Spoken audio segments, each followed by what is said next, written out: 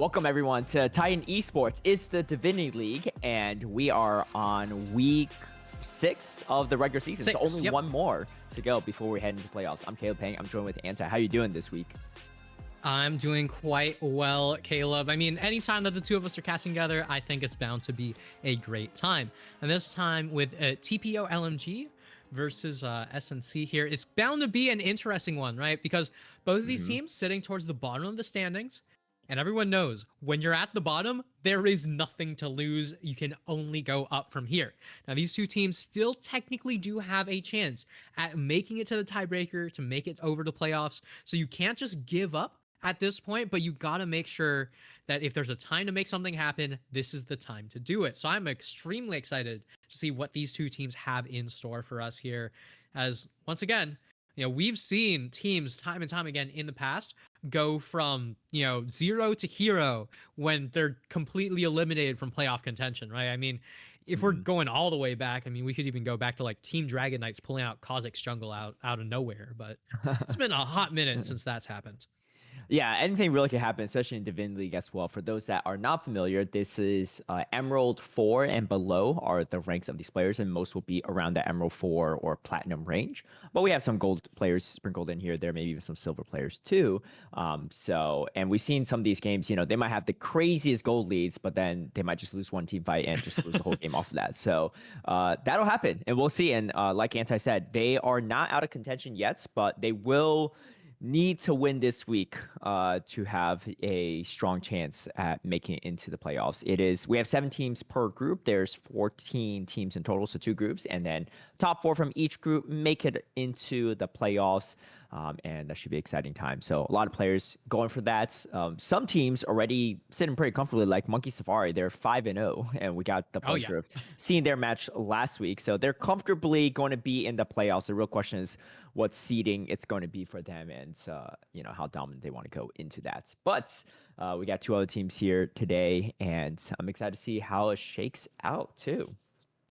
Yeah, definitely going to be an interesting thing. As we get into things, I mean, as y'all might have noticed, we are starting things off a little bit late, right? But that's not really of any big concerns here. The only thing that you really need to be paying attention to is the fact that instead of Delulu in the support position, we are going to be having Rexboy Awesomeness, as Sick Dog is swapping in from the sub position over to that jungle position, and we're going to see how things do work out. We did have a little bit of a delay as requested by the teams. You want to make sure that everyone's available to play, and even then we still have a few little roster swaps here and there. Definitely. And we're excited to see how they play this out too. The thing I like about Divinity League is sometimes even if it's not like a meta champ, certain players might have just high 100%. Mastery on it and will just make it work. We saw a Briar top and a Mundo jungle on the same team last week, thinking that it was probably going to be a Mundo top. It actually kind of cooked a little bit, but there's some team fights that were, yeah. I have had enough of Mundo jungle for a lifetime after watching Owner's Mundo jungle the other day. It was his first Mundo game, the man was getting tips on what the champion's abilities did in Champ Select. Honestly, at this point, I have no complaints for anything that we do end up seeing today, because y'all will be more prepared than Owner was on that Mundo. Yeah, what you're saying is that a lot of our players here might have even more experience on some of these junglers. Oh, 100%. And a 2-time world champion. So, a 3-time world finalist. The Mundo last week didn't look that bad, hit a few more briefcases than Owner's Mundo did. But here we go. Let's get into the draft. It is TPO going to be on the blue side, SNC on the right-hand side. We get a LeBlanc ban right off the bat. And this is a fearless format, so just like the professionals as well, any champs used in previous games cannot be used in subsequent games.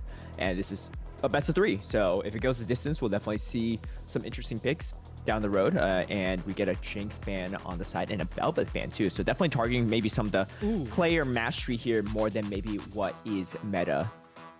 And I gotta say, I really do enjoy that quite a bit, especially the LeBlanc ban, right? LeBlanc is one of those champions that you can absolutely make use of a lot, but is very, very rarely seen as a first rotation ban. Yasuo as well, another one of those champions you can absolutely make use of a lot, but not a first rotation ban.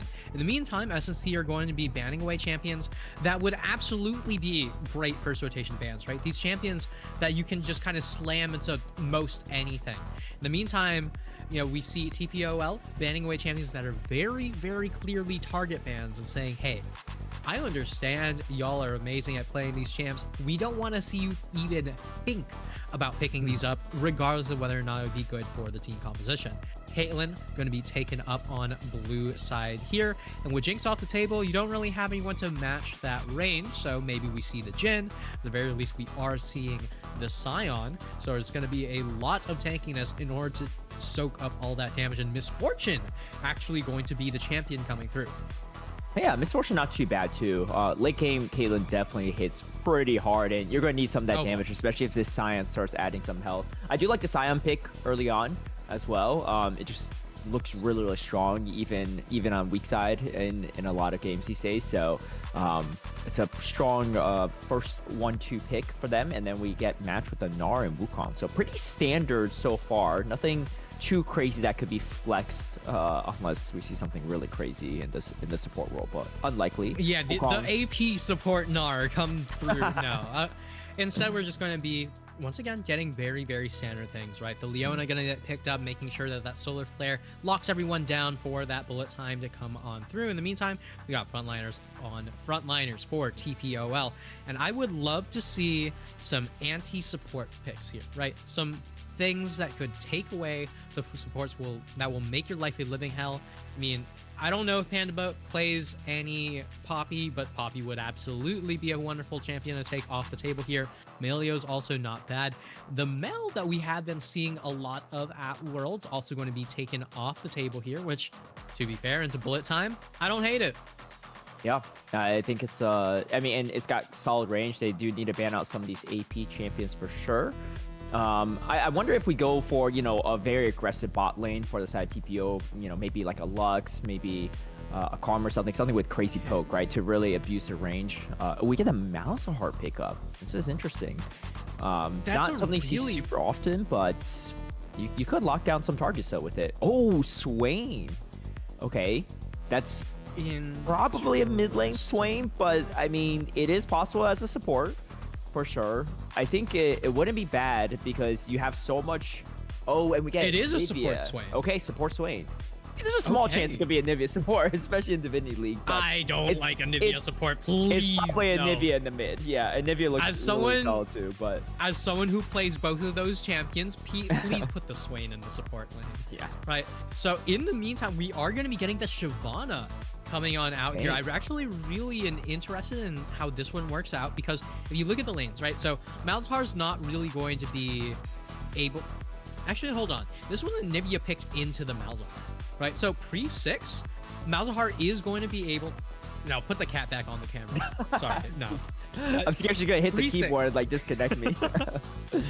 So the thing is, pre-6, Malzahar should be able to have that early push, should be able to make sure to continue to keep that large jungle pressure here. And in the meantime, Anivia post-6 will still have the struggles of you're laning into Malzahar. Malzahar can simply hit R, and all of a sudden you're in a lot of trouble. In the meantime, you know, Anivia with the wall will be able to burn the Malzahar flash, will be able to guarantee that the Wukong can get a full-on gank on into that mid lane. But the big concern here is how much lane pressure do you really have? Because if you can't consistently get that lane pressure, if you can't consistently rotate to help your jungler out, Shyvana tends to struggle a little bit in the early stages of the game if she does get invaded on. But remember, it is Divinity. We are seeing some lower level play, so we're not necessarily going to see the same killer instinct when it comes to these invades. Yeah, I think that's a really good point too. And looking at the lanes that Shyvana's working with here too, right? You got Malzahar that's probably like perma pushing, and then Scion on the side lane. So going to maybe need some rotations from the Leona, or maybe even the Misfortune, depending on how their lanes go for help. But otherwise, it might not be the best of times if Shyvana gets invaded, but then again, that might not happen. So we'll see how that goes. I think this Swain pickup is really solid. Gives you some front line. You don't really need the AP damage after the Nivea, but having seen a Swain like on the opposing team of a Scion, it's just like the Swain just like perma healing, right? In a lot of Yeah, these I mean, fights too. So, but so as a support Swain, maybe not as what I will say, common. right? Yeah. Um, when it does come to the Swain, right? The biggest thing is specifically into the Leona, right? Because Leona goes in with a Mhm. Zenith Blade, and then, you know, she stuns up the enemy AD carry. Cool, whatever. That does happen. Swain makes sure that one of two things happens. Either one, the enemy AD carry doesn't get a chance to actually follow up on Leona damage. Option two, Leona doesn't actually get a chance to disengage, right? Mhm. Never Move is an incredible skill and is very easy to hit on a champion that's dashing directly in onto your AD carry. And with Caitlyn traps, you can always just shove them right back on in and Mhm. eat up those cupcakes, eat up those headshots. But most importantly, we're going to be eating up a little bit more of your time as because of the technical difficulties, we are going to be going to a quick break until we get back real soon.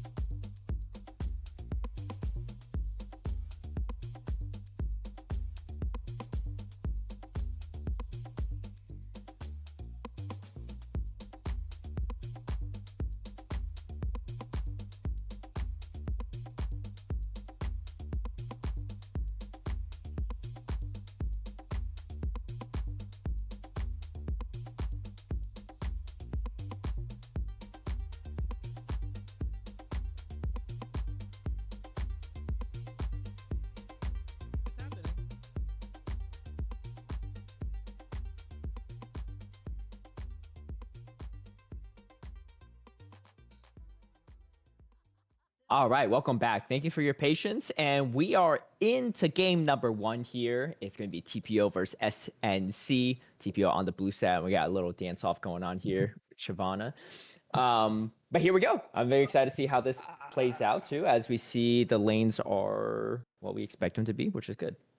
I am losing it already. No, why is it fleet footwork, Shyvana? Oh man. Uh, Okay, I gotta say, Fleet Footwork Shyvana, not a fan. It was very, very popular for a hot minute, right? Because it's saying like, oh yeah, you know what? It's fine.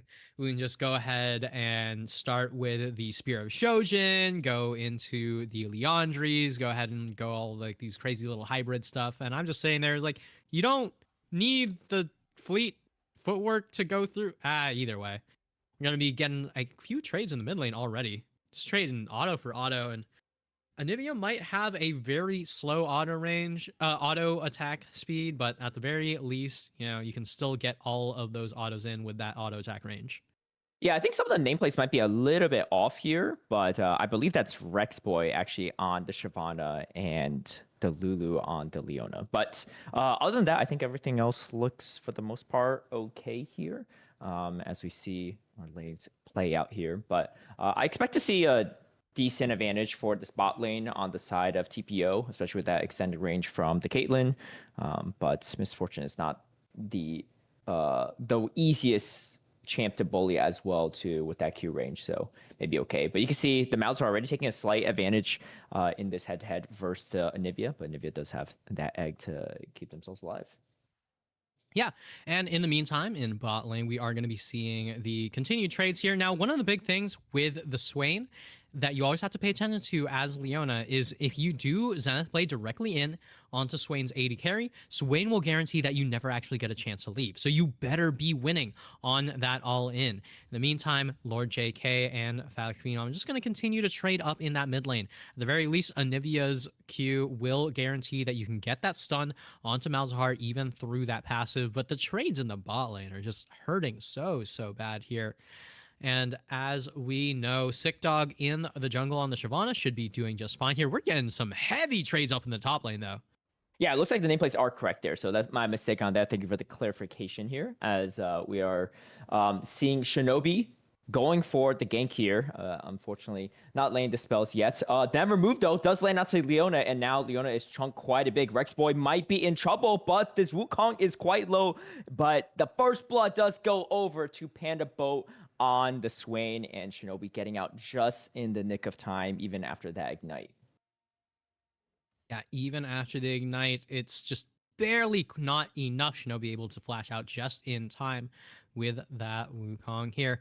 In the meantime, top lane still just going to be a battle of attrition here. It's a question of who manages to farm a little bit better, and we're already seeing a little bit of miss CS here and there, but at the very least, the CS is getting picked up when it can.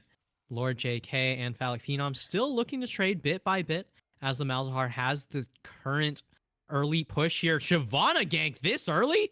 All right, and it looks like the egg might be coming up. The resurrection should be okay, as Shinobi is here to peel a bit for the Anivia. Anivia is back up now, but now we know it is that passive is on cooldown, so going to be a lot easier to take out this Anivia in the next skirmish. Phallic, though, still in the area just in case, and the ward is going to come through to spot the Anivia.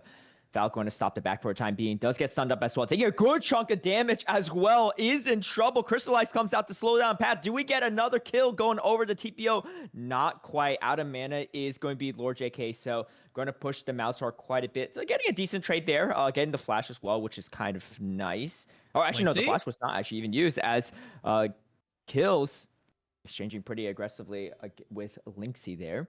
And here the Swain is going to be caught in a slightly tough position, but Leona caught in a tougher position as Shinobi is all over the map here. Yomi is going to take some decent damage from the Misfortune as Rexboy trying to avoid a second death, but Shinobi comes through here and a few whacks, and Yomi is going to be the one that picks up the kill. Nimble still in trouble as well. The bear coming up just in time as Shyvana is now here to help with the gank. Yeah, and 2 ganks in bot lane, 2 kills onto Rexboy, just making sure that Rexboy doesn't get a chance to really play the game in that subbed swap position. In the meantime, mid lane still going to be a battle between the Malzahar and the flashless Anivia, but the Electrocute at the very least going to make sure that these trades coming in from Lord JK are going to do quite a bit of damage. Black Phenom, on the other hand, just going to continue to keep this as stable of a lane as possible. The minions just continuing to die, continuing to get taken, and continuing to farm up towards that lost chapter. In the meantime, top lane, that's a lot of damage onto that tower. Lynxie is just running away with this early lead, but now we've hit level 6 between these two. This is when the passive from Malzahar starts to become less and less of a factor in this lane, and much more are we focusing on what the Shyvana can do. And look at this ultimate. All right, Sion try and charge in. Lynxie not able to get hit there, but Shyvana is here for the backup as well. Deathmatch Smash does not land either, but Lynxie in a really tough position. Meganheart is not ready either and running kind of the opposite way, but trying to find some space somehow, some way, but there's no help coming, and Lynxie is going to go down. Shyvana's going to pick up the kill, freeing up this lane a bit for kills on that Sion. Yeah, in the meantime, there's going to be even more trades in that mid lane. I mean, mid lane's just all going to be about trades on trades on trades, and it's going to be about a battle of attrition here. Now, I'm really interested in seeing what items exactly Lord JK does end up doing. The flash forward. Oh, we get the ultimate as well. Lord JK is in trouble, and the passive was already used. We get a kill going over to Phallic, and now 2-2 on this fight. But Feast of Warfare might be secured up soon as this Drake is going down pretty quickly. Rexboy is playing very aggressively, and Nimble is following up. Shinobi is going to secure up the Drake, and so far no one's died just yet. They really want to try to get some value here because they just gave up the Drake and didn't get a single kill out of it. Yeah, and especially the angle on that Ricochet almost managed to hit Yomi, almost managed to take that last kill. That was a necessity. And despite the early kills going over to the side of TPOL, it is SNC who's going to be able to even out that kill count. The first dragon does go down to the side of TPOL, and Sick Dog is still hurting for those early dragons. But at level 6, Shyvana is going to be doing more than fine, already farming up toward... No way. Oh, what? And here comes the ultimate. Yomi is in trouble, but Shyvana is going to grab the kill and grabs a Feast of Warfare as well. Maybe just spotted from that ward. Yomi caught in a tough position, and now it's going to lose so many minions to this turret. That's so much CS down the drain. Yeah, that's so much farm here. But, like, let's just see this one more time. Yomi had the right idea, was saying, I'm going to recall, I'm going to be doing fine, I should be okay. And then said, you know what? What if I recalled under the less safe tower? In the meantime, we see the quick flash over from Sick Dog, a little bit of just staring directly into the eyes, and then the ulti comes through, then the E, as well as the Shyvana manages to pick up the third kill of the game for SNC. Yeah, losing a lot of CS there, but Yomi is still ahead on CS, so maybe not too bad in this specific lane matchup, but you hate to see that, as here we see the Gnar slam the Sion into the wall, but Sion, pretty bulky, is going to be A-okay for the time being. They're trying to pinch off Nimble a bit, but it's just going to be a 2v2 fight, and Leona is there for the backup. Feast of Warfare, though, going over to SNC is going to be pretty solid for them, despite not getting that first Drake, as Lord JK is out of mana at this point in time. But you can see this Anivia, especially that Electrocute, really starting to dish out some damage into this Malzahar. Yeah, and in the meantime, we're seeing Lord JK do a very, very classic Anivia build, right? Building up into that Rod of Ages, into that Seraph's Embrace, a very, very slow Anivia build, mind you. So at the very least, right, you're going to have a lot of survivability. You're going to be able to live your best life for quite a while, but you're not going to be doing any damage until you get to that third item, right? Until you get to that Leandries. But until you get to that point, right, at the very least, your job is just hold on to the lane as much as you can. Only one kill has gone down in that mid lane so far. We haven't been seeing any of the Malzahar, any of the Anivia superior gank setup, right, that these two mid laners are phenomenal at doing. So we're just going to have to see even more of these ganks in the bot lane, as Shinobi Shinobi all over seems the to map. have a favorite lane. Never Move is landing, and here comes that Swain ultimate to keep him alive. But Shyvana's here for the backup, and this Swain is going down so fast. Bullet time is dropped, but doesn't really hit anyone. Shinobi is going to continue to chase as Rex Boy is quite low. 1-for-1 trade so far, but ADC for support, you'll take that trade any day if you're TPO. We get the teleport over from the Nivea as well, but here, Sion's here as well. So 3v3 in this bot lane as Shyvana's trying to push this fight a little bit more forward. I think both teams are pretty content on just resetting at this point in time too. Kill's going to just be matching this bot lane for the time being as we see Misfortune heading up to the top side. Meanwhile, this whole time, Phallic Phenom, though, getting a lot of value in this mid lane, grabbing minions, grabbing some plates as well. And that's the tough part, right? If you roam as this Anivia, you're going to give up a lot in your lane, especially to the constant pushing Malzahar. Yeah, and it's not just a roaming Anivia, it's a roaming Anivia without any boots. This should be a very tough position to find yourself in. In the meantime, Shinobi trying to get a little bit of damage off onto Phallic Phenom, manages to take away the shield, but Anivia's never had trouble dealing with Malzahar's shield, right? I mean, the big issue here is that Phallic Phenom is already sitting on that first fully completed item, is already sitting on so much of that extra gold, is already sitting on a 20 CS lead with that Malzahar. Remember, this Anivia was picked as the counter pick into the Malzahar. I have my own opinions on this that we've talked about outside of the desk, but it's one of those matchups where if you're going to be picking Anivia as your counter pick, you have to be so good at this champion. And we're not really seeing the same kind of expertise from Lord JK that we might be wanting to see from the Anivia counter pick. In the meantime, Kill's just going to be sauntering up towards that top side. We do have the Rod of Ages completed for Lord JK as well, but like you said, right? I mean, this Sarah second build, it's just going to really slow down the damage from this Anivia, and that could be a problem, especially with the Scion on the other side. Building just armor right now, I don't think the Scion needs to even build any MR anytime soon. Meanwhile, Linksy getting a lot of value here on this top lane as well. First turret is still up for grabs here, as we see TPO opting for another objective right now. If they grab this Drake, they'll be in a good position. But here goes the bolt type. It's absolutely massive here. Shinobi is pretty low at this point. Cyclone is not going to keep him alive. And Panda Bot just trying to stay alive at this point in time does go down as well. Nimble just barely getting out there safely. But here comes the ace in a hole. And you're going to be sniping Nimble at this moment in time. Lord JK is here to help, trying to not give over the easy Drake as Yomi is still full health at this point. And Shyvana's going to have to back off here because there's just not enough damage outside of with that Leona at this time being. So able to stave off a Drake for now for SNC. But overall, kind of an even kill back and forth. Yeah, even trades back and forth. At the very least, it's going to be even more time for Yomi on that bot side to just pick up as much of that farm as possible. The top lane fight just keeps on going back and forth and back and forth. Yeah, and the Scion and Gnar, especially in Mega Gnar, you're not that scared of Scion here, but Decimating Smash is going to do some damage as well, as these two top lanes just going to keep chunking each other and exchange some grass stacks for this Scion. But Linksy holding his own in this matchup for sure. Ahead on CS, but did die to that gank earlier in the game here, as Scion, though, is one of those champs that doesn't really matter how hard you really lose in the early game, you're always going to find some value, especially in the late game.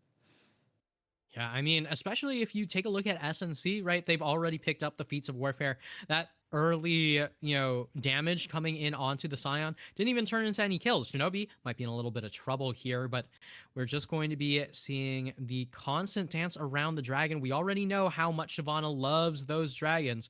Kills might be in a little bit of trouble. Unless Linksy fully commits all the way under the tower, I doubt we're going to be seeing any of that amount to much. Panda Boat is here trying to look for some type of engage, but I think they're going to back off knowing that they just don't have the positioning or the health on Shinobi to really take this fight here.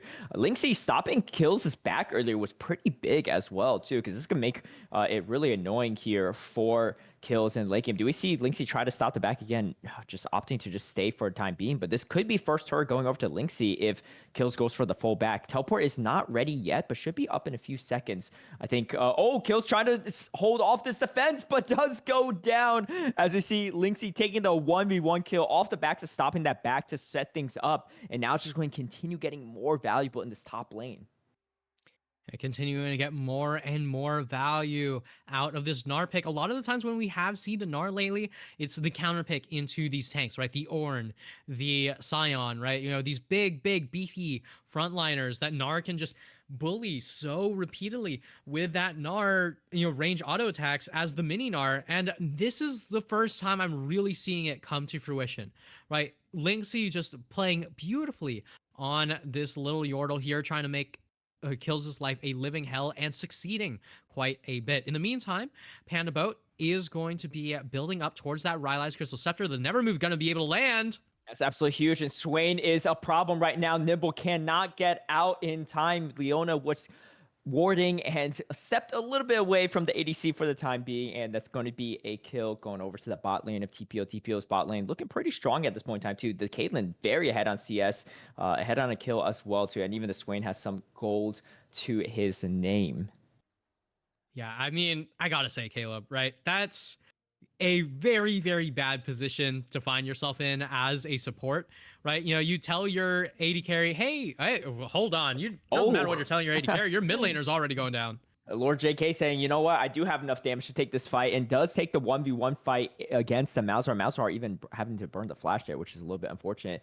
Linksy, though, continue to punch this Scion in this top lane. Decimating Smash is going to land, but not going to do too much here. As you can see, getting constantly kited out here. And here comes the Mega Gnar. Kills is in a slight bit of trouble, gets stunned up here, and gets slammed into the wall. Half health already at this point in time. Kills just trying to hold his own, but this matchup has not been fun for the Scion, as Linksy trying to abuse the range as much as possible in this fight and trying to grab this first turret as well. Might be able to even grab it right now. Let's see how aggressive Linksy's able to do it. Just autos the turret down. Now has to get out there, but this Gnar is going to be able to get out just a-okay for the time being. Might even be able to take kills in this 1v1 yet again. That'd be massive for the Gnar if that's the case. Oh, flashes and still gets autoed to death. Here comes the zombie form, though. Scion trying to get some value here. Not able to find it just yet. Shyvana is in the area, though. Going to try to find some peel, but now this is just a strict 1v1 as Mega Gnar is about to come back online. And Shyvana, thinking the better of it, is going to back up. Huge value for Linksy for TPO. Meanwhile, another turret may be dropping for SNC as the Rift Herald is going to crash right into it. They're looking for some even more here as Swain hops in. Maybe goes over to the mid turret. Let's see how good the driving is on the side of Panda Boat. Panda Boat just inching its way towards the turret, and almost 3 turrets down in the span of the last minute. Actually, I think that's exactly going to be the case. No, not going to be it just yet, but TPO really far ahead at this point. Yeah, extremely far ahead. Gonna be able to make use of that top lane lead. I mean, Linksy, such a good play coming in from the Gnar, just constantly making use of that extra lead. And here comes Shyvana. Shyvana ults in as well as Yomi gets slowed down a bit, but is able to get out just okay. Soul Flare was not going to be able to do enough. Yomi going to cleanse up all that slow in the stun. Meanwhile, Nimble trying to find something here, but right now 2 levels down behind the Nivea. It's not going to be the best of time. Does get stunned up as well as the Glacier Storm's going to constantly chip down Nimble, but a bullet time is massive. Lord JK just gets out in time. I think the passive should be back up for Lord JK, but you don't really want to give it up this early, especially with 3 members here. As Linksy has support down, looking for some fights here. Glacier Storm's going to land. Crystallize going to slow down Rex Boy. Rex Boy is in trouble. Shyvana is in the air, though. Never Move doesn't land, but Swain is still pretty big as E starts ulting. Another TP comes through. There's probably 5 members of SNC. They have to find some value here if they're going to try and make this worth it, as Panda Boat is going to be the first to go down. The Scion ults in as well. This is massive. Linksy finally goes down. The egg is there. The resurrection doesn't come. Shinobi, though, is matching it with the Cyclone, and Yomi's going crazy with the damage. Gets a double kill, but I think this might be a team wipe here as Nimble is going to clean it up, and that's going to be an ace and a triple kill for Phallic Phenom. Yeah, it is so big of a fight, and it starts off so rough for the side of SNC here. I mean, right now, we're seeing the Swain go on in. Panda Boat had so much damage, and that Rylai's continually slowing everyone up, but Swain takes so much damage to start that it's immediately Panda Boat going down. Linksy already going to get focused on, and look right here, Kills just says, I don't care that Linksy's about to die soon. Linksy is not my target. It is all going to be taking out that Anivia. Shinobi tries to salvage the fight, but in the end, Yomi not going to be able to output enough damage. It is going to be Kills going down, but that's a full-on ace in the bot lane from what started off as what looked to be a juicy engage. Yeah, that's why I love Divinity League. As Panda Boat is going to be caught in another spot. Never Move does land. The Shyvana is in air. Ults in, and the Solar Flare does land. A big bullet time. Yomi dies yet again. The bot lane dies back to back right after respawning. Things have completely swung over to the side of SNC, and they're going to pick up their second Drake here. Unless Shinobi can do something. Game is going to be paused, though, for a second. Let's see what the issue is at this moment in time. But Yeah, I mean, I'm pretty confident that it was Phallic Phenom disconnecting and reconnecting, but we're just gonna have to sit here and take a look at the current game state, right? So once again, right, Lord JK picking up that Anivia as the counter pick into that, into that Malzahar, right? And I've said it time and time again, right? I do not like Anivia as the counter pick into Malzahar. There's a lot of things that you have to do specifically in order to deal with the Malzahar.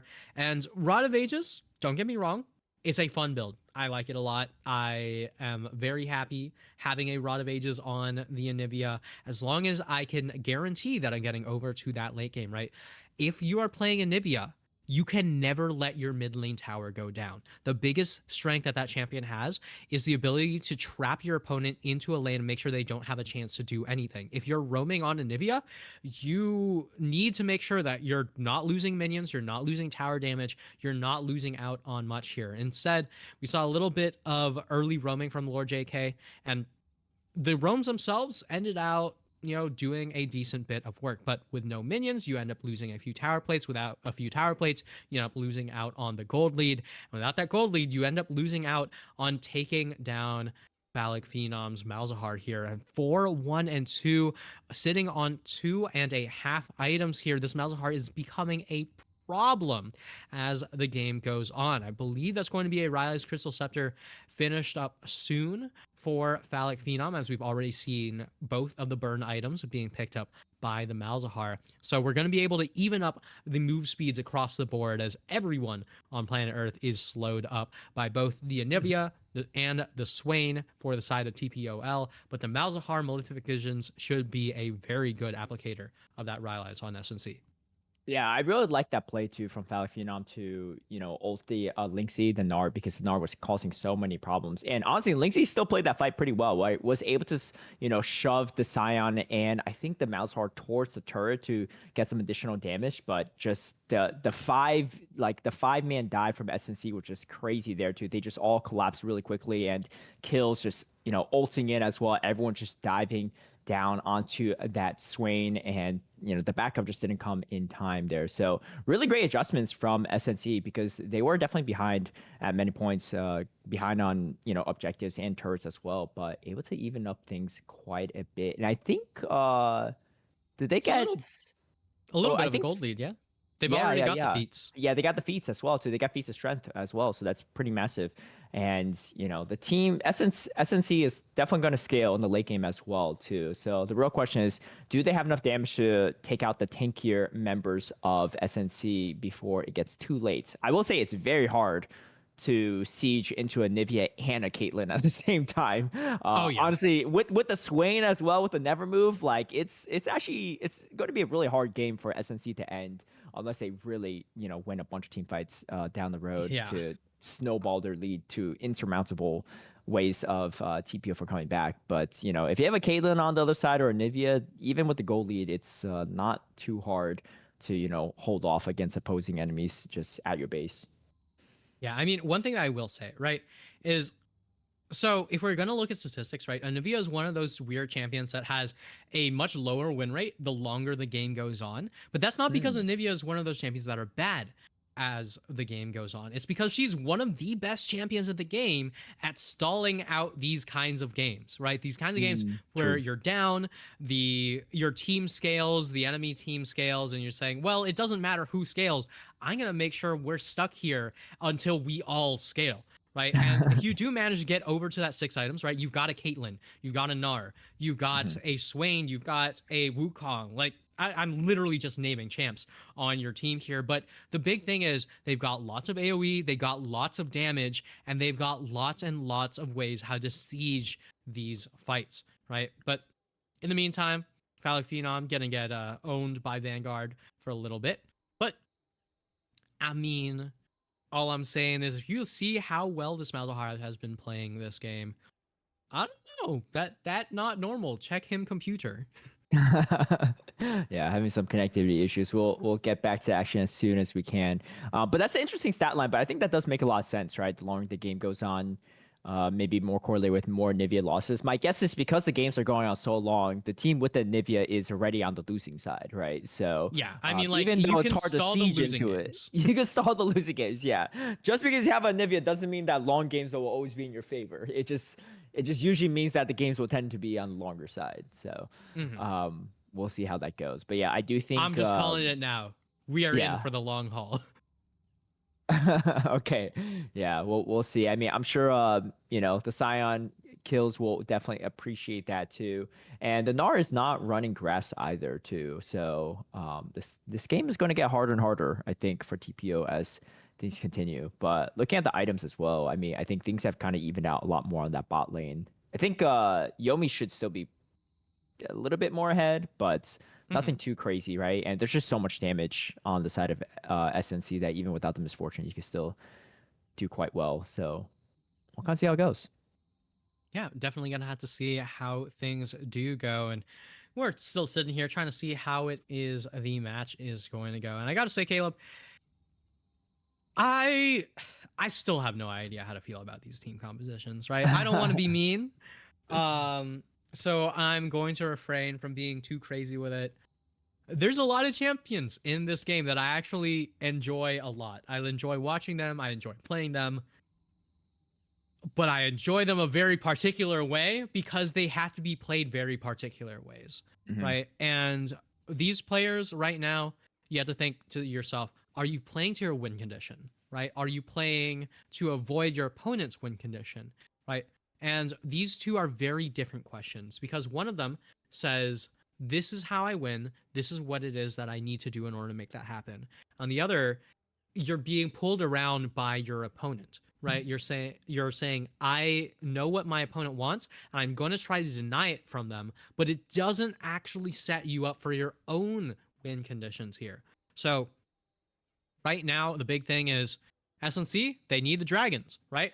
TPOL, they managed to pick up one dragon in order to deny. They're almost certainly not going to be able to get that second dragon, especially with the Malzahar as well. But right now, play is going to come in very, very soon, hopefully. Right? Fingers crossed. I wonder how much of some of these champ selections are also maybe like worlds inspired. Oh, as we get things under a back away here, as the dragon is definitely looking more in favor of SNC, barring a crazy steal, but it looks like no. Shyvana is going to pick up that dragon, and that dragon's actually going to be pretty nice. Shyvana's actually pretty big right now. 5-1-6 is Yeah. massive. But this Malzahar as well is no slouch either. 4-1 and No, 2 no, no, as no, they're going to no. go for the Otacon. But Otacon, we know these sometimes you could really get baited in these situations as the resistance are starting to Please shred don't. quite a bit. Shinobi is in position, but the rest of the team is actually not here. So maybe this could be okay if they could burst this down. However, the Glacial Storm can really start causing some issues here as they're trying to find the opening. Shinobi goes in for the Cyclone. Can we get the steal? No, it is going to go over to SNC. I think the walls are just too big at this point in time, but Pandas trying to make something out of nothing here as the Swain is going to be able to heal up quite a bit. Rexboy is in the middle of it, and Panda Boat doesn't mind that at all as the Rylus is slowing everything down. Nimble goes down as well. We get the shutdown going over to Yomi. Yomi's still pretty healthy, but Shyvana's going to chunk a lot of it. And you can see both teams limping back. 2-for-2 trade, but the Otacon does go over to SNC. Yeah, I mean, it's one of those moments where you're so scared about the smite 50-50, but you have Malzahar, right? You have that guaranteed suppression. You have that guaranteed 100-0. It's not going to be a 50-50 whatsoever, but there's so much AoE on the side of TPOL. Had they had the vision in time, had they been on the same page in time, it could have been disastrous, as we already saw all of that AoE coming in, all of those kills being traded back and forth. That's 7 kills on a Caitlyn. While Yomi might have been limping away, this Caitlyn is far from limping. They are standing tall with 2 items already under the belt. Yeah, I think the real question is how do they get onto this Caitlyn, right, in these fights? Because Pandas doing a fantastic job of just like taking up space, right? I think that's one of Swain's selling points is just being able to peel for your teammates really, really well, right? You just can't ignore the Swain in front of you. And if you try to run past him, he's going to just grab you with the never move at the same time. So Yomi in a really safe position, but I wouldn't be surprised if we see Shyvana maybe try to go for a dive onto this Caitlyn the next fight, try to really just finish off that damage because without the Caitlyn, there's really not enough damage on the side of TPO right now to really threaten their front line. So, I think that would be the key to their success as they are up on about a 2K gold lead. So things are still looking pretty good for SNC, but we could definitely see that in these fights, they're not as one-sided as you would hope with this kind of lead because, like you said, Yomi is just so far ahead at this point. Yeah, just so far ahead here on this Caitlyn. So much gold, but I mean, it doesn't matter how much gold you have on a Caitlyn if you don't have the ability to actually auto attack, right? And we got no life steal on this Caitlyn as far as the build goes. I'm not sure if we have any life steal in the runes, but in the meantime, Kills and Linky going toe to toe. No life steal found between either of these two. Instead, it's simply going to be more and more fighting. Lord JK going to continue to fall around Phallic Phenom, trying to make sure that the Malzahar doesn't get any of these free pushes onto towers that we've seen time and time again from him. All right, and we see there's some more vision clearing here. I think Kills has done a great job of just trying to keep up with Linksy despite the tough start, and that's really a big benefit just Sion in general, especially in team fights late game. So we're gonna see how Kills continues to kind of make an impact for SNC. Because honestly, as long as you don't let the Gnar go too crazy on the side lanes, you're fine, even if you're a little bit behind, right? Because you still provide so much space for your team in these situations. But we see our ADCs are in that mid lane at this point in time too, as both teams just kind of waiting for some objectives, trying to get those power spikes. We do have 2 items on the Misfortune, but 2.5 on the Caitlyn. If you could get the Mortal Reminder or Lord Dom's finished up before the next fight, that's going to be huge for this Caitlyn. And you can see Yomi just trying to farm up as much as possible in these situations. So you see the aggressive positioning from SNC for good reason, as they're going to look maybe for a pinch onto Nivea. That turret is still there though, and especially with the Nivea egg, it's not going to be the easiest to take out Lord JK. Yeah, but remember, as the Anivia, right, you're still a relatively, non-mobile champion. You got to be really, really careful. You do have Lord JK rocking those Swifty boots, so at the very least, he should be able to walk away as quickly as possible. But no flash on this Anivia could be disastrous. Nibbled is going to walk straight into 4. Oh, and the never move does land. Nibbled in trouble, but gets a bullet time to get some chip damage. Yomi, though, still pretty much untouched as the Swain goes down as well. Shinobi in trouble as Linksy? well. And now Linksy is in tough position. Yomi already chunked down to half health, and Yomi just on the run at this point in time. But Shyvana is so strong here as picking up another kill, and that's going to be another ace. SNC running away with it here, only losing their ADC, but honestly, that's not even all their damage. They have plenty of damage now to finish off this Baron on top of it. Yeah, and that is the patented strat secret technique, pretend to be moron. Nibble just walks on in straight directly into 4 people, gets jumped on immediately, and somehow, some way, baits the entirety of TPOL straight into his own team. The Misfortune does not survive, but does manage to come back in time to pick up that Baron buff, does manage to drag the entirety of TPOL into a choke point, and does manage to secure 2 massive buffs for the side of SNC. And I mean, the Shyvana and Malzahar right now are just so strong right now. 9-1 and 9, 6-1 and 5, 700k, 700 gold shutdown on both as well. Huge targets, but honestly, the problem is TPO can't really hit those targets very easily. As you can see, they're trying to clear the waves as much as possible. And luckily, they are playing the comp where sieging is going to be harder into them, so they could buy themselves some time. But SNC are on Soul Point right now, and Infernal Soul is definitely going to give them enough damage to make these fights even more difficult for TPO. Yeah, even more difficult. I mean, the big thing about Infernal is that it allows these champions to start going for even tankier builds, right? You don't really have to be going for as much of the heavy damage because you already are going to be getting that from the dragon. You're going to be able to get that from all of these buffs, and you're going to be able to get another fight in the mid lane. That's 4 people from TPOL trying to start a fight in mid. Yeah, I just can't really find the angle there. And you can see Kills is looming on the side. So I actually picked up a heart steal as well, too. A little bit surprised by that purchase, but maybe really looking to skirmish and try to make some value out of it. But it is a little bit on the later side for the heart steal. However, Yeah, we Scion's Mundo style now. yeah, I mean, hey, I do love a stacking champ, so that's even more ways to Ooh. stack it up here. As you see, Phallic Phenom is lurking in the area as well. Shyvana trying to find some value here, but they are just taking over the top side jungle on the side of TPO, and they can't really do too much of it. Meanwhile, Linksy even having some struggles into the Scion, as the Scion now has actually a level advantage over Linksy's Gnar, despite the really solid lead that Linksy started out with. And you can see Kills not afraid of this Gnar anymore.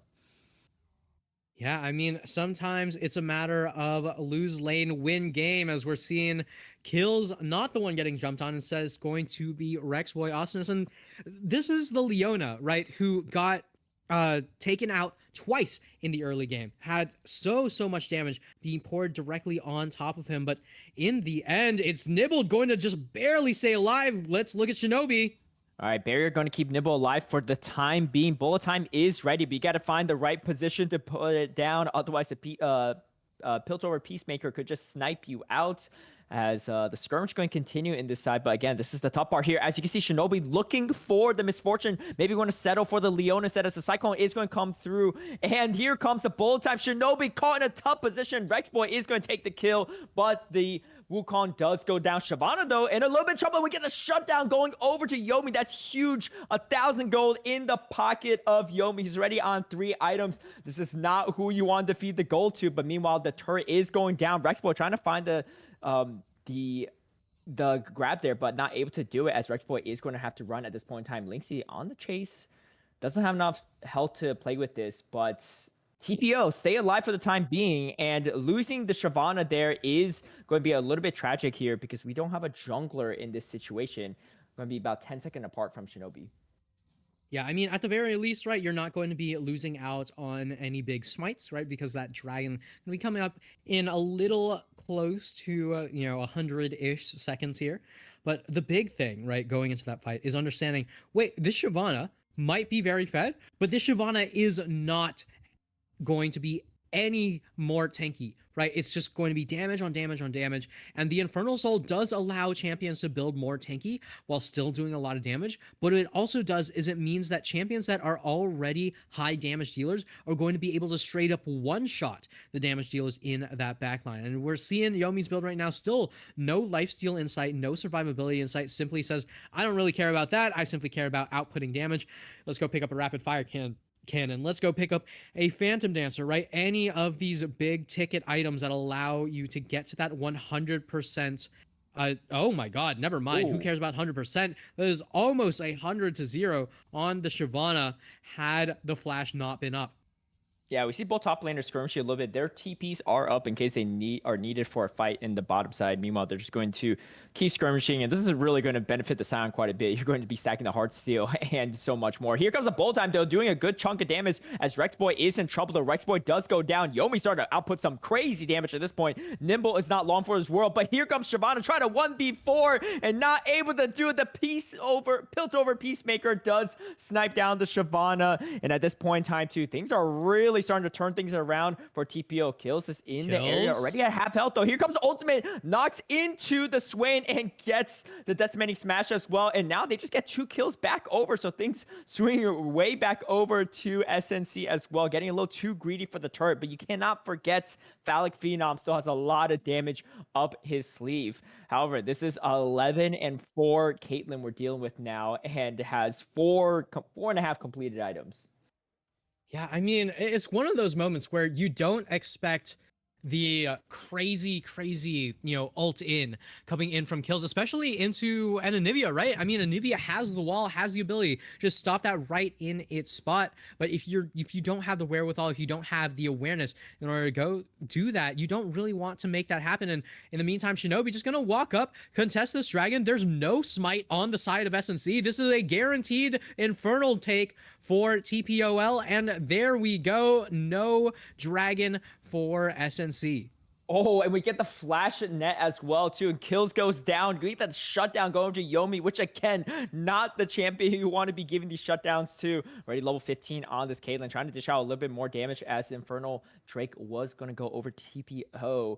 Both top laners are down though for about the same amount of time. Baron is up at this point in time too. I don't know if you're confident enough if you're SNC to take it. Yeah, you're up 3k gold, but this Caitlyn is all the gold lead you really need if you buy enough space. And if you can't get rid of this Caitlyn, this can be a very big gamble for the side of SNC, as Panda both is going to be in the spots, but the Leona gets burst down right away. A good bullet time, but none of that damage connected to the Caitlyn, as the Crystallize is going to slow down the Misfortune a bit. The stun? As you see, oh my gosh, just Whoa! 3 autos, and the Malzahar is dead. Nimble's got to make a run for it as we get a shutdown again going to Yomi. The gold lead is massive between these two bot laners, completely over the side of Yomi. I think we're going to have a full build Caitlyn very shortly. Yeah, and there is that lifesteal. There is that survivability onto the Caitlyn. And most importantly here, Caleb, remember my one complaint at the beginning of the game when we saw this Anivia build? This Anivia is not going to do damage until they pick up Leandries. What is in that Anivia's inventory? There's the Leandries fully completed. There is the ability to start to output some mad damage on this Anivia. You're going to be able to actually take down this Sion. You're going to be able to take down the Shyvana. You know, these big health, I wouldn't necessarily call them both tanks, but at the very least, you know, these big health stackers, these champions that you can't really get away from the raw health amount. And at the very least, they're going to have to start picking up some magic resist if they want to be able to survive. Yeah, I mean, we have the Merc Ooh. treads on the side of the Scion, but, you know, the damage is going to start shredding for sure. There is a lot of health, though, on the Scion, but, you know, maybe not as many Heartsteel stacks as you'd like here. You see TPO feeling a lot more confident now. The gold lead is still on the side of SNC, but it is dwindling. And honestly, even with the gold lead, if you can't take out the Caitlyn, you are in a problem. So I think for this next fight, we're probably going to see SNC at least attempt to. I don't know if they do lock down this Caitlyn, but they're going to try their best. Yomi doing a really good job, though, of using the cleanse, using a 90 caliber net, and using a flash to just reposition as much as possible in these fights and not getting called out. I mean, I actually don't know when the last time Yomi even died was at this point. Oh, it's probably the last ace, actually. But here we go. Nibble actually taking a very aggressive front position at this point in time, too. Still can dish out decent amount of damage, but maybe just not head-to-head into this Caitlyn, as both teams 5v5 here. Pretty tense as the Never Move is going to land onto Sion. Sion's going to be okay. Oh, Sion goes for the ultimate, crashes into the wall. Doesn't get any value there for the time being as the ultimate comes out. Oh my gosh, just 2 shots, and the Shyvana goes down, and now Kills trying to make a run for it, not be able to do enough damage. Nimble is going to be able to take out the Wukong for the time being, as the zombie form Sion is going to try to chase down Yomi, but Yomi has so much lifesteal, so much damage. They're not worried about this Sion at all, and now members of SNC are running and trying to stay alive. Both junglers are down, but TPO feeling pretty confident. Might just try to shove in this wave themselves, or maybe they go for the Baron. Misfortune's bolt time is down, so it's not an easy way to steal this Baron at this point in time for them. Yeah, I mean, it's definitely not an easy way to steal the Baron. Yomi just going to be right up in the front, going to be able to do as much damage as possible to this Baron. Look at how quickly this thing's going down against the 5-item Caitlyn. That is the full build. That is the full crit, and that is the full Baron taken away here. Rexboy trying to peek into that jungle for just a little bit of time, and Phallic Phenom might be right behind him, but not going to be able to do much to stop this uninhibited Baron push. And in the end, it's going to be some damage coming out onto Yomi, but is that going to turn into a full-on kill? I don't think it's really going to amount to that quite that much, but at the very least, Yomi says, all right, I know that I'm my team's win condition. I got to make sure to stay alive. There's the wall. Nibble's in a lot of trouble. 2 shots, and the Cyclone plus the Caitlyn's going to be down. Phallic Phenom is in trouble as well. Shinobi is going to pick up the kill as well. I mean, Yomi doesn't even need any gold, so you're glad to see it being tossed over to the Wukong. As you can see, the members of SNC are positioning in their blue side jungle on this bot side here. 1 shot is going to finish off the turret, though, but they're going to have to defend this base if they want to have a chance here to win this game. Meanwhile, there is not a wave, so they're going to try to tag team the turret bit. You're going to realize maybe that's not going to be the best case scenario here. Shyvana is going to be spotted out in this position. Might be getting pinched, but does make it out Okay, Baron buff minions are coming out here, and this is going to be really hard to defend, especially with the Caitlyn traps being landed around as well. The never move. This is looking like a death ball just coming down here. Meanwhile, you got Shyvana trying to go for the soul here, maybe trying to find some advantages as the rest of the team's trying to hold this defense, but not going to be able to do it as Rex is going down. Yomi is legendary at this point in time. Another turret is here, but here comes a huge bullet time. Panda is going to go into stasis for a time being as the Wukong does go down, but it's just a sign at this point in time. Phallic Phenom does come back up. We have the zombie form, could do a little bit more damage, but Yomi is still full health at this point in time. And Shyvana finally takes out the Drake. Is it enough? Can we get the damage needed as we do have Infernal Soul, and Shyvana has a lot of AP items on it. Goes Sick in, dog. flashes, tries to take out Yomi, cannot do it. The Crystallize going to cut off the path, and Phallic Phenom can only just sit and watch as the Nexus is going to be taken here from TPO. A crazy comeback for them, but it's going to be on the backs of Yomi and that nasty front line.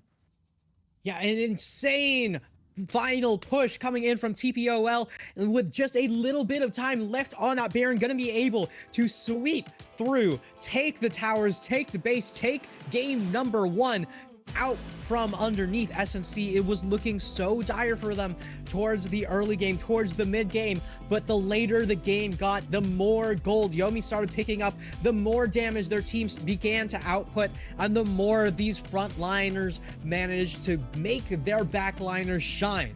Right, Lord JK and Yomi able to output so much damage, so much utility on the Anivia and the Caitlyn, that game number 2 being around the corner still has only excellence in store for us. Wow. 22 kills for Yomi as well. I mean, I think that was a first pick Caitlyn, and well picked for sure. 58k damage. I mean, especially with the Silent on the other side, you expect to see a lot of damage, and a lot of damage also from the Misfortune, but just didn't have the full itemization that Caitlyn has. And, you know, Caitlyn just hits really hard in the late game. But yeah, really good comeback from TPO, especially despite the tough early start. But at a certain point, they just couldn't lock on the Caitlyn. And, you know, I think everyone on the side of TPO played a big role in their victory. But as you can see, the damage was actually kind of crazy across the board on the side of SNC too. But just, you know, they scaled, but just not hard enough. And first game is going to go over to TPO, but this is a best of 3. So we're going to take a quick break before we get into game number 2.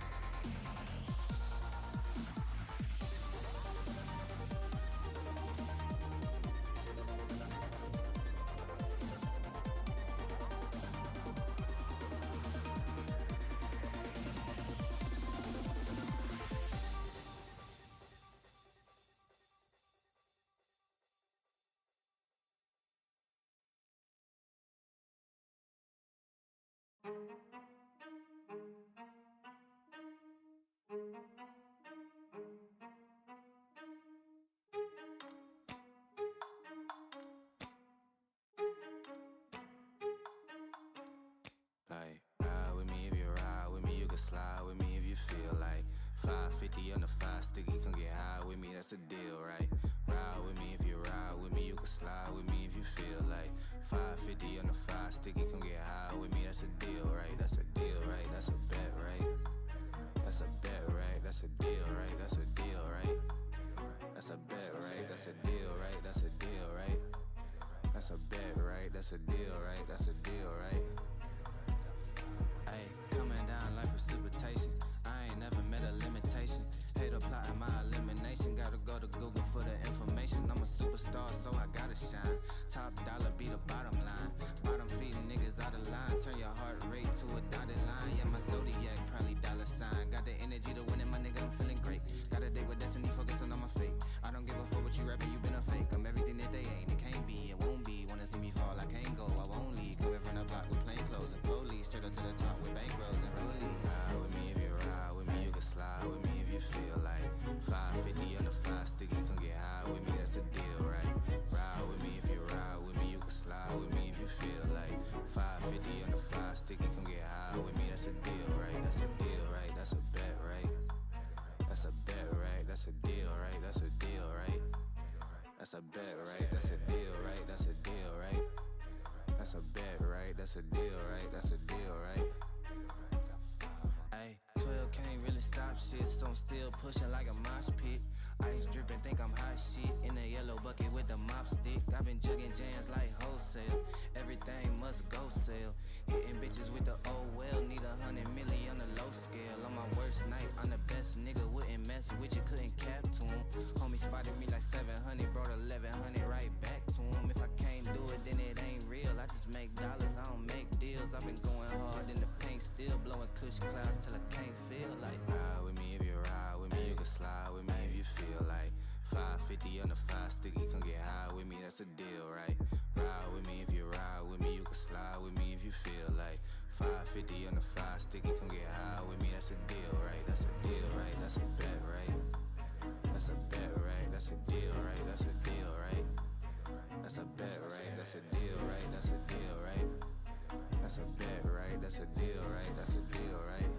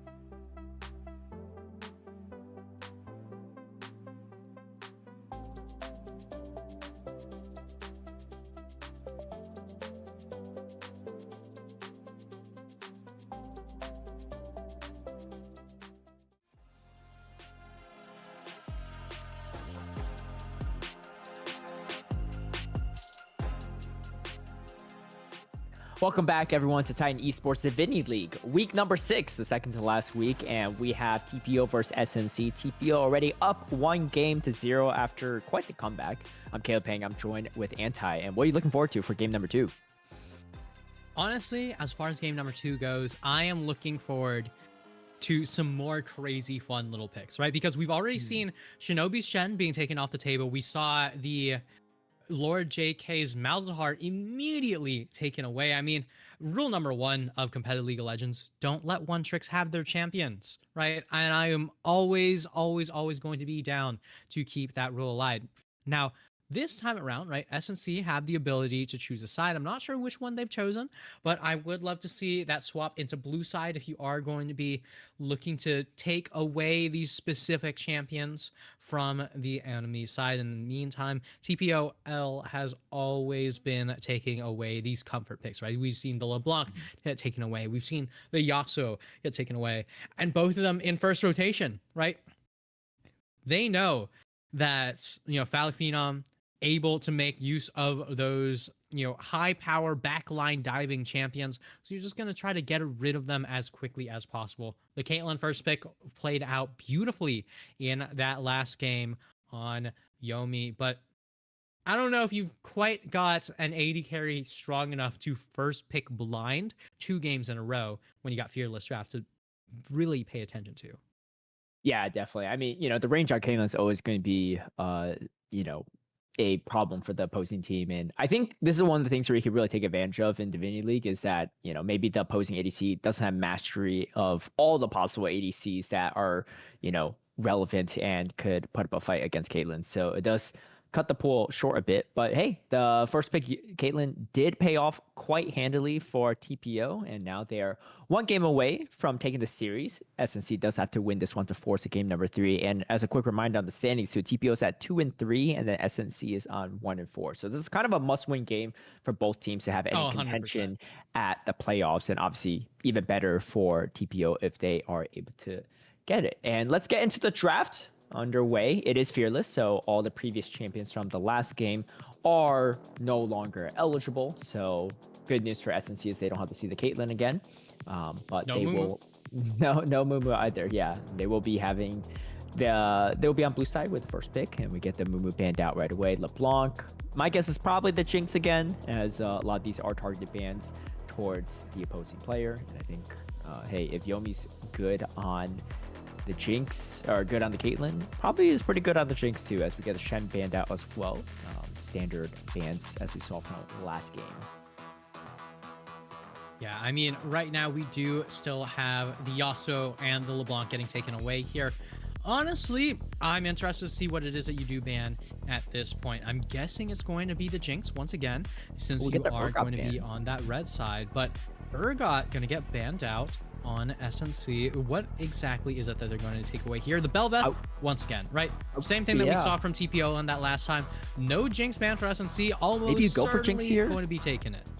Yeah, I think that could be the strategy here, right? Deny the Jinx from Yomi. Oh, and that's exactly what they go for, right? So getting, limiting the pool for Lynxie at the same time, but also grabbing the Jinx themselves. So I think it's a pretty solid pickup, depending on how they pair it.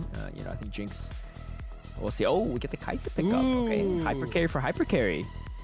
I'd like to see that. Not only is it hyper carry for hyper carry, Caleb, it is hyper carry, parentheses, long range versus backline diving hyper carry, right? Yes. And the Nautilus also makes it so easy. Just put that bat signal directly on top of Jinx, killer instinct straight to that backline. I would love to see some more dive come on in here. I mean, we got Jarvan available. We got Tom Kench. Now that's that is a blast from the past. Haven't seen that one in a hot minute.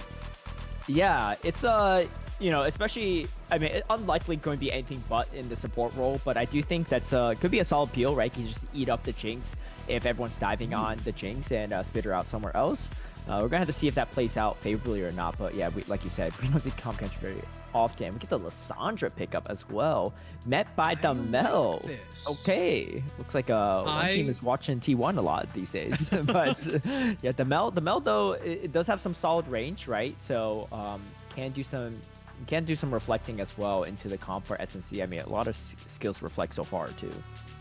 Yeah, I mean, the big thing about Mel, right, is that she's such a difficult champion to play against as an immobile AD carry, right? Because Solar Snare, ridiculously strong ability, very long range, very, very large. And every time that you take a little bit more of those stacks, that's even more damage that you have to be worried about. The lower and lower your health bar drops.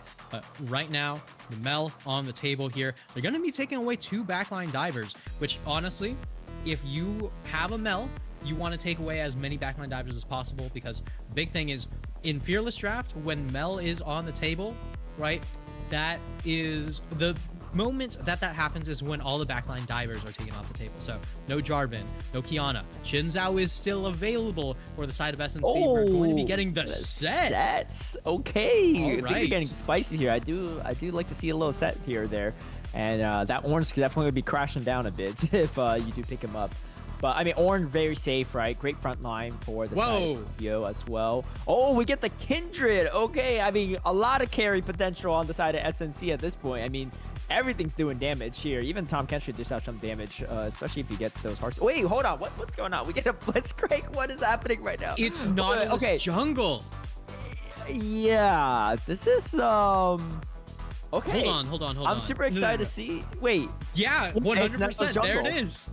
Wow. Right? Okay. Well, there's hooks flying out everywhere in this game, but I don't know what to say. What do you have to say? No, that's I actually like this Blitzcrank pick a lot, right? It's a very specific pick up here, but you know, if Jinx ends up getting eaten up by the Tahm Kench, Blitz, you know, just grabs the Tahm Kench with the Jinx, you got a 2-for-1 special, right? Tahm Kench, one of those champions that's very difficult to deal with because he has such a large health pool, and once he gets low, he just hits E. All of that great health immediately turned into a shield. Blitz hits R. So it's one of those champions that makes Tahm Kench's life a living hell, and in turn makes Jinx's life a living hell.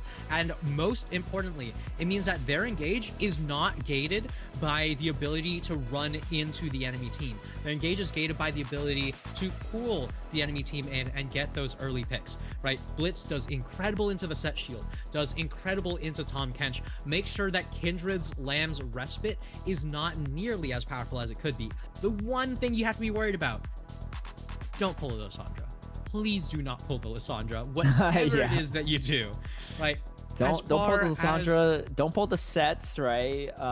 You could grabbing the Kindred out of the ultimate is actually pretty nice here. So I do really like this setup as we see the players get underway. But yeah, this is an exciting one too, because I did not have Nautilus Jungle on the cards today on my bingo card, but I'm excited to see it. Yeah, I'm definitely excited to see it here, and I'm also excited to see that we can actually see Sick Dog's name. I mean, shout outs to Streamer Mode that last game. Either way, all things considered, we are going to be seeing that Nautilus Jungle. Now, Nautilus Jungle, after the changes, actually has a pretty decent speed on the clear, right? You just have to stand in relatively specific areas so that way you can hit those jungle camps with both, you know, the second and the third wave from his E, and you should be more than fine as far as clear speed goes. So the big question is, can Shinobi get those E's down in the right way? It's almost certainly going to be a blue side start, clearing bot to top. Regardless of the fact that you got a Blitzcrank, it's mostly just Nautilus really does like that blue buff start. But instead, okay, we're gonna get an interesting beginning. All right, we see Shinobi is going for the aggressive position here. Kills might be in trouble. Has to burn the flash right off the bat, not even 2 minutes into the game. But that is going to make ganks a little bit easier for the side of TPO down the road. Great positioning there as we see things are underway. Should be kind of interesting. Seth does have okay matchups here as well, as you can see. Being pretty aggressive with the Facebreaker, but Ornn has so much value in the late game as well. I mean, honestly, both teams scale really well too. So it really could be anyone's game depending on how this early, but I think even more importantly, how the mid game goes, as we see oftentimes in these Divinity League games. Yeah, I mean, honestly, my biggest concern here for the side of SNC is now that you got to flash the set into an Ornn, what do you do against, you know, CC on CC on CC if Shinobi does end up ganking towards that top side? In the meantime, bot lane not necessarily going the greatest right now. They were second to level 2 for the side of TPOL. And SNC, very, very happy about their current positioning, right? I mean, you've got the Jinx, you've got the extra range on the autos, and most importantly, you've got the extra control on that level Oh. up. I like the spacing as well. Linksy getting the knockup onto kills already. And meanwhile, the Nautilus is here. Dredgeline is going to land. The Haymaker does good chunk of damage, but just not enough, especially at this level. And the first blood goes over to the Nautilus jungle. Yeah, first blood to Nautilus. Shinobi, very, very happy how that one went. It was literally just a 3 camp straight into a gank. So we're seeing Sickdog run straight into his jungle there. Just going to take that blue buff right away. But let's break this down one more time. We got the charge just to knock kills up right away. Basebreaker does manage to stun the 2, but it doesn't matter how many stuns come through when you've got the hook. The Haymaker's not going to do nearly enough damage to these 2 beefy frontliners, and the Bellows Breath not going to be able to seal out the kill, but will guarantee that someone manages to pick it up. Yeah, just beefcakes against beefcakes on this top lane here, as we see a lot of frontline, honestly, throughout this game. So this is going to be a pretty fun one here, as we get an early start for Linksy, and Linksy already having the better of the matchup against kills in that last game. So trying to continue that trend in this game here. Seth doing a good job of just keeping up with CS for the time being, though, and Kindred just trying to farm up as much as possible. Going to be essential for the late game carry potential as well. I mean, you'll have it split between Nibbled and Kindred. I think it will provide a lot of options for SNC, especially if either fall behind in that early stage. Yeah, I mean, one of the big things also to note, right, is that, Sickdog did immediately hop over, managed to take the blue buff, didn't end up taking much more than that. So it is going to be a guaranteed amount of extra gold for the Kindred to start things off. And I gotta say, right, Kindred is one of those champions that's so unbelievably feast or famine that when you see a Kindred do well in a competitive match, right, if Kindred gets first blood, the first words that come to my mind is GG, right? Yeah, I mean, go next. But right now, Sickdog doesn't have the chance, doesn't have the ability to really get that first kill, that first ball rolling. As once again, kills might be in a little bit of trouble. Still no flash up in this top lane. Kill's going to take a lot of damage. Here comes the Haymaker combo with the Facebreaker. Going to do a lot of damage to Linksy. And this is why Set really is going to do quite well in this lane. But Shinobi is here. Dodges the knockup, but the Dredgeline does land. Gets rooted up. And you can see Linksy trying to be a homie here. Trying to feed the kill over to the Nautilus, but almost goes down in the process. So does have to recall here at this point in time too. I mean, I think giving kills to the Nautilus is fine, but I think it would have been fine on the Ornn, as we see kills dying yet again in this top lane. Nautilus all over the place here so far. Yeah, and kills is just so sad about having to burn that early flash. I mean, walked into the enemy jungle saying, you know what, it's Nautilus jungle. I'll be fine. I'm going to help my team. I'm going to know where he's starting. It's going to be A-okay. Burns the flash early, and we've seen 2 deaths before that flash comes back up, right? And honestly, I love that. It's one of the things that is the very, very rough thing to see from the lower level play, where a lot of these summoner spells end up getting unpunished a lot of the time. But Shinobi, very, very much at the ready to punish at each and individual moment. All right, you see Lord JK going to do a lot of damage, taking a lot of damage as well. Dredgeline comes through. Whoa! Oh my gosh, a huge golden eclipse does take out Phallic Phenom also takes out Lord JK. So a kill for a kill, but Feast of Warfare is going to go over to side TPO, as Kindred is in trouble, doesn't have the ultimate up yet, and Shinobi picks up another kill, has the Faded Ashes completed on the Nautilus. I actually don't know the optimal build path for jungle Nautilus. Oh, that one's Faded standard. Ashes. Okay. I see. Yeah, I haven't seen jungle Nautilus enough to know exactly what is optimal here. As you see, our top players are going to be skirmishing quite a bit. The Facebreaker actually going to get canceled with the Unstoppable. Meanwhile, there's going to be a knockup here in this bot lane as well. 3 members of TPO are collapsing, and SNC in a little bit of trouble here. Tom Kench is pretty bulky, going to get the shield up here, and Yomi going to take 2 full tower shots, but doesn't get the kill. Yeah, doesn't manage to get the kill, but does manage to pick up so much damage there. There's a super mega death rocket, and there's the hook. The rocket grab is clean, and you cannot save your ADC even if you're Tom Kench in that position.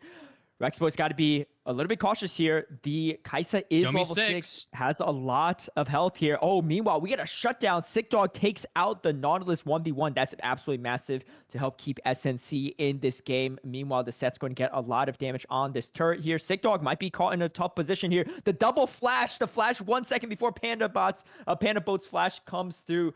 Got to be careful, though, because Rocket Grab is at the ready, and Sick Dog has to be careful in this time and situation. The ultimate is up, but Lord JK is in the position to start dishing out some damage. So take a quick look at how this 1v1 fight went down. Yeah, I mean, we can see Sick Dog just understands. Yeah, I mean, we saw Shinobi was pretty low. So at the very least, Shinobi's probably going to be backing. So I can go ahead and pick up this, mark on the Gromp. But turns out Shinobi didn't back. Greedy bastard was taking the Gromp and ended up paying the price for it. That's 2 stacks over to the Kindred to start things off. Phallic Phenom not having a good time. We're at the very least going to be seeing that reconnection very, very quick. But right now, 2 stacks to start things off. Definitely not what you want to see on the Kindred if you are a TPOL fan. Yeah, already 3 stacks on this Kindred. This game is far from over despite the great early start from TPO. They do have the Feats of Warfare, but the Drake is still actually up too. No one end up taking it here as we get a little bit of latency here. Going to be Sick Dog caught in a tough position. It does hop over the wall, and Dredgeline is not going to connect. But I think TPO has really solid positioning at this point in time too, and I think they just want to take the Raptors off the map to avoid another mark here. Meanwhile, Sick Dog is on the chase, and Panda Boat does get the rocket grab over. Oh, Sick Dog goes down before even able to drop the ultimate. That's absolutely massive for TPO. They have the numbers advantage 4v3 here, and Rexboy goes down to Panda Boat. They're doing so much damage, and here comes the Golden Clips. Yomi's going to be the one that grabs the kill. That's going to be 3-0 for the side of TPO. Absolutely massive for them as they are all over the map. Yeah, all over the map and all over the Summoner's Rift. Just a pile of bones on the floor. 8 kills over to the side of TPOL. We're not even 10 minutes into the game. We're already a kill a minute. I love this kind of pacing of the games here. But in the meantime, top lane, not going to be our focus as Sick Dog going straight in onto Lord JK. But at the very least, the rebuttal should be able to guarantee that the slow does not land. Not going to be able to get it in time, but is going to be able to force that wave all the way in. Yomi could be in trouble here. Yeah, Yomi gets hit by the zap, but meanwhile, Tom Kench is jumping in. The top laners are skirmishing on this top side as well. Everyone's low all across the map here. Oh, as the showstopper comes through, here comes the Haymaker. Oh, not going to be used. Oh, now it gets used, and Kills does take the 1v1 fight over Ornn. Meanwhile, Nibbled wants some more as well, too. Not going to be able to grab it yet. Pandabolt does get the rocket grab, but the save comes through from the Devourer on the Tom Kench. Maybe not even needed as the Kai'Sa was kind of low, but maybe just as precautionary, just because Yomi's been playing pretty out of his mind so far in this series. But that is going to be Set picking up the kill, which does even things out just a little bit.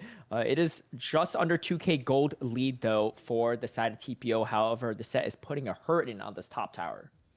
Yeah, putting the hurt on the top tower, but Lynxy going to be able to TP in right away. And I got to say, no rocket grab, no more Set, and this could be huge. Oh, he goes forward with the Haymaker, still stays alive for a second, but Yomi's going to be one that picks up the kill. Meanwhile, Panda Boat does go down. Lord JK does get followed up, as well as Nibbled is getting resets after resets, and now the passive is going to be constantly being procced here at this moment in time. The Kai'Sa can't do much about it, as Lynxy going to try get some turret plates as much as possible with the Set gone from this top lane. Oh, Rexboy actually just intercepting, I should say, the Void Seeker there, but almost goes down to it as well. Generally speaking, though, pretty good fight for SNC with the help of the Set coming down to give the numbers, but here comes Panda Boats. Sick Dog caught in a tough position here. Is caught in a rough spot here. And all the CC is raining down. Meanwhile, Lynxy trying to grab this first turret. Not able to do it as Kills is back up here. Strikebreaker is finished up. Yeah, I mean, the plate is going to be going down. This is a single tower plate left on that top tower. Kills is not allowed to leave any moment anymore, and Nibbled and Rexboy Austin is still staying in this lane a little bit longer. Pandaboat has the flash available. Are we seeing it? quick reaction from Nibble, but Rexboy is in a ton of trouble here, really low at this point too. Even with the shield, it's not going to keep him alive for too long here, as we see Yomi and Panda Boat taking a very aggressive position. I love the plays from Panda Boat so far this game, right? Just very aggressive with the rocket grabs, just flashing in whenever possible and trying to catch the opponents off guard. I mean, between that and the dredge line, and just there's just so much CC on TPO side. Literally everyone has CC outside the Kaisa, as we see the Reflect going to come through here from Lord JK, playing really well in this head-to-head matchup against Lissandra, and just making this a really tough matchup for Felix Phenom. Over 20 CS lead already and 3 kills to Lord JK's name. Has died a few times too, but Mel, not known for mobility. Oh, his Golden Eclipse is going to be avoided for the time being, but still picks up the kill. Lord JK is dominating this mid lane. Yeah, I mean, Lord JK pops the Golden Eclipse, but because of that Frozen Tomb from Phallic Phenom, the stacks are not used up, right? Golden Eclipse doesn't actually end up doing too much damage, and there's another rocket grab. Blink and you miss it. Yeah, we get devoured for the Tom Kench for a time being. Can you buy the space here? Can Nimble kite this out? It's going to be really tough. The Bear's already spent. Now you're stuck between the Kaisa and the turret as Yomi does pick up the kill. TP coming in, though. It's going to be the Lissandra trying to match here with the Kindred lurking in the sides. I think TPO is going to snuff this out. They have Shinobi here for backup as well, too, just in case things get a little dicey. Neither team wants to give up that first turret objective here, as interesting interaction between the set and the Ornn, as these two are just going to continue skirmishing things out. Yeah, I mean, Bella's Breath, still unstoppable. You cannot be show-stopping someone who's breathing really, really hard at you. But in the meantime, Lynxie taking a bit of damage here, still trying to trade as much as possible in that top lane, still trying to keep these towers alive as long as possible.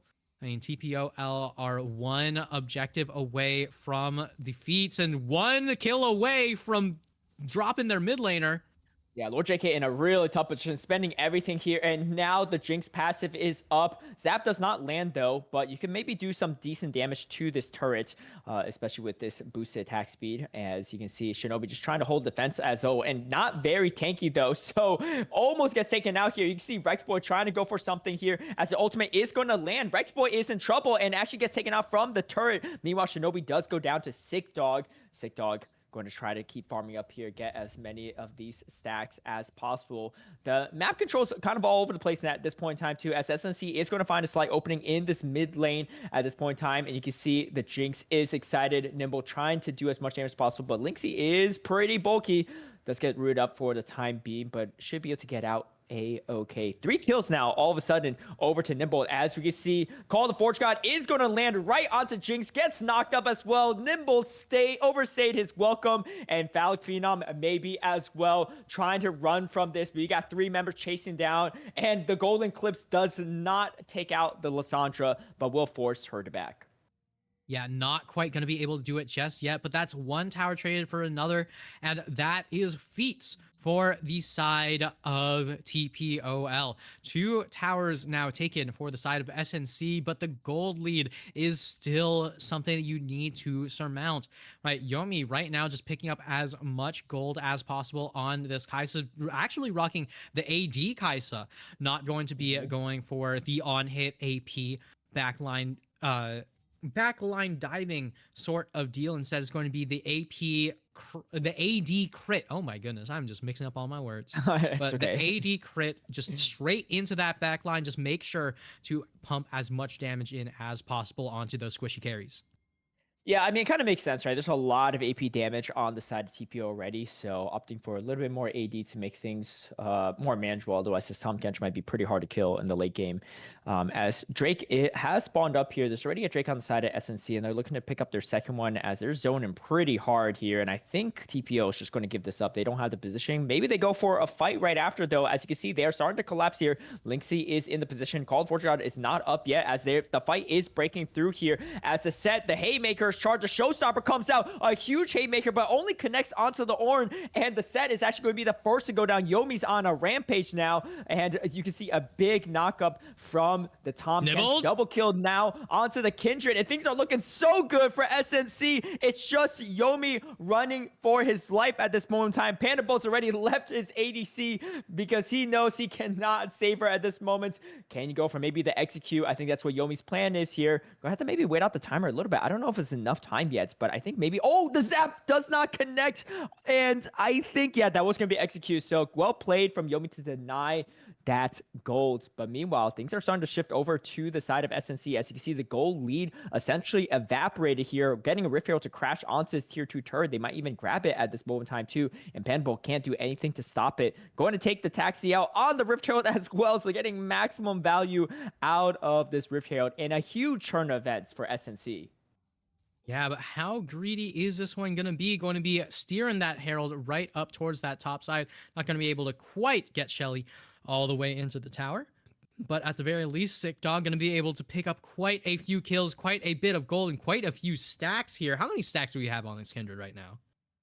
Yeah, we'll get a quick stack check in a second here, as meanwhile kills maybe caught in a tough position. Rocket Grab does land onto the sets, but you gotta be careful. Set is going to have that haymaker ready. Oh, as you see, Lord JK going to pop the reflector a little bit early. So now it is not going to be up here. As you see the flash forward from the Kindred, not going to get too much value here as the fight is going on. As you see, all members trying to get up here. Ornn is still a little bit behind here. Meanwhile, Shinobi trying to take up as much as possible, but this Nautilus is actually quite tanky. It's going to be able to get out Dredgeline just in time. But here comes the Mega Death Rocket. Does not take out Shinobi in time. Meanwhile, Lord JK still trying to defend this turret as long as possible. Panda Boat is in the area. Rocket Grab can be okay as the Showstopper is available. So you got to be a little bit careful on grabbing that set. Yeah, you got to be a little bit careful, but most important... Oh my god, we are not being careful at all. As Panda Boat's still looking to pick up that Showstopper. In the meantime, we're seeing Lynxy on, seeing how Lynxy managed to make his way up towards this top side. Kills could be in a little bit of trouble as Rexboy Awesomeness is going to be the focal point of this invade. And here comes Sick Dog, gonna just give a rude hello over to Shinobi. Yeah, Shinobi is not going to be able to win this 1v1, especially a level down here, and doesn't even get the blue buff, and just getting kited out of control. Shinobi trying to find a way out and does manage to, as Lynxy is going to be there to provide some additional support, but does waddle his own way out quite easily. But this game is not looking so hot for TPO at this moment in time too. SNC already up 2 Drakes. Yeah, they don't have feats of warfare, but that's feats of strength, I should say, but that's a-okay as this team is going to scale quite well. They're just going for the Otacon. Does it get spotted? I think it does, as we see the TP coming out here. And the real question is, can Lord JK do anything about it? Going to be able to dish out a decent amount of damage. Oh, the Golden Clips comes through, but the Lamb's Respirator is going to be used here. Here comes the knockup. It does knock up 2 members, but it doesn't knock up the jungler as the Otacon is secured from Sick Dogs. And now the fight's commencing. As you can see, kills going to Showstop, but just run out of there. And now everyone's just beating up on this Tom Kench. But the objective was secured. Nibbled goes down, though. So still decent trade so far for TPO as they're looking for more. Set is in a tough position. We get a double kill going over to Lord JK. Definitely not the member you want, as this Mel is going to start putting in a hurt against the side of SNC. So Otacon, I don't know if it was worth it, but at least it didn't get stolen. However, you did lose 3 members on the side of SNC for that one Otacon.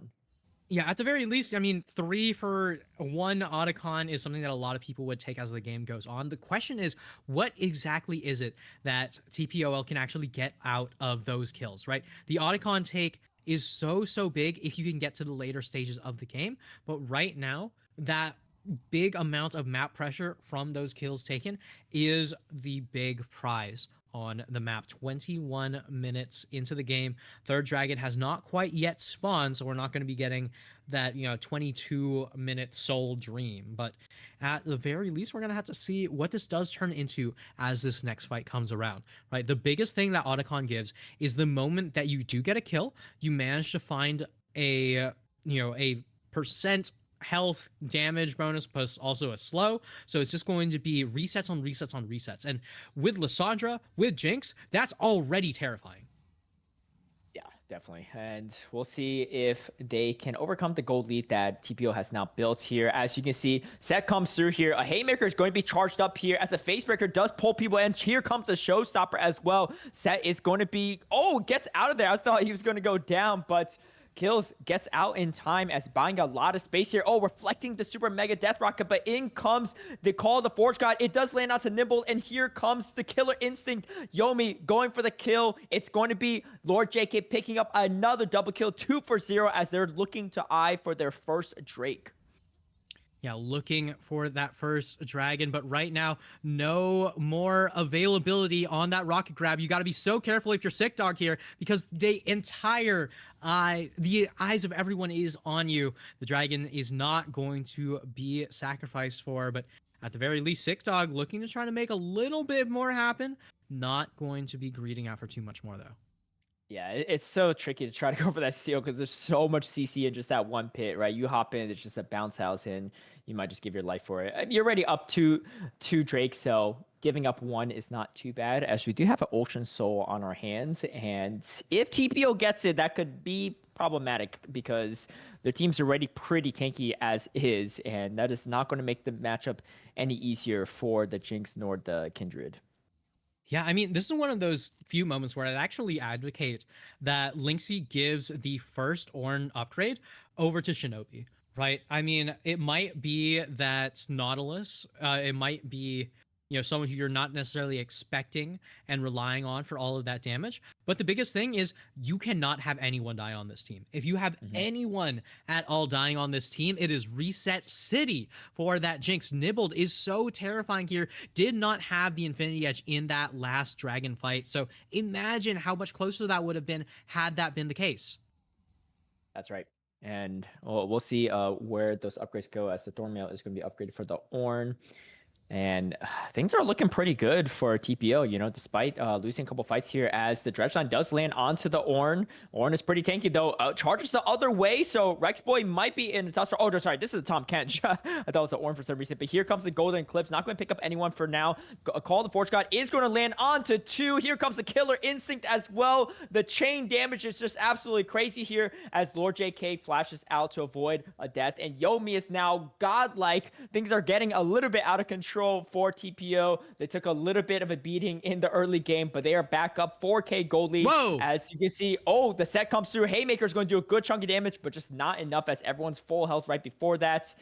And this is just going to be a 2v4 fight. It's not looking great for them. 2v5, I should say, as Lord JK is dishing out a ton of damage in these fights.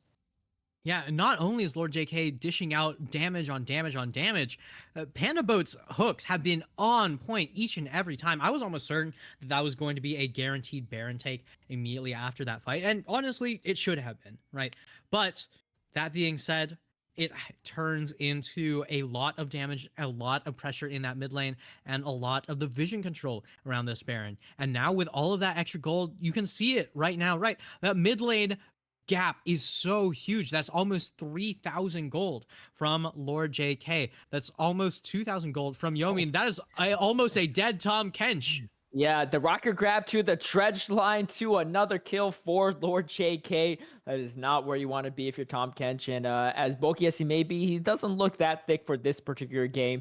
As now, I think that's going to be the opening they need to start taking this Baron. Lynxie trying to buy some space as much as possible. This is really scary if you're SNC, because you do not want to get rocket grab. As another one, I was saying, it does happen. Phallic Phenom is going to go into stasis for a time being, as Lynxie actually does go down. Set is on the top side, just shoving by himself, though, so they don't have the numbers, as a Nautilus ultimate is going to land, and Lord JK just picks up another kill. Really surprised that kills didn't rotate back over here, just trying to get as much value as possible. Maybe thinking that this was a lost cause, and maybe that was the case, as we see the Super Mega Death Rocket is up, so there is a potential steal, but with the Mel standing right there, you could just reflect at any time. All right, here comes Super Mega Death Rocket, and not going to get stopped by the rebuttal, but at the very least, not even going to be close to taking that Baron. All right. Well, yeah, but I mean, we're seeing all of these fights just go so well for the side of TPOL. Now with a Baron buff under their belt, what is it that they can take here? Nobody on the side of TPOL picking up any magic resist whatsoever. It's just armor on armor, because everyone knows the people you have to worry about. You have to worry about Sick Dog. You have to worry about Nibbled, right? Phallic Phenom on that Lissandra is mostly there for the utility. It's not really for his damage on the Lissandra as these games go on. And a lot of kills availability when it comes to these fights is being neutered by this Blitzcrank pick. The incredible swap between the Blitz and the Nautilus jungle is so good here. And there we go, another hook.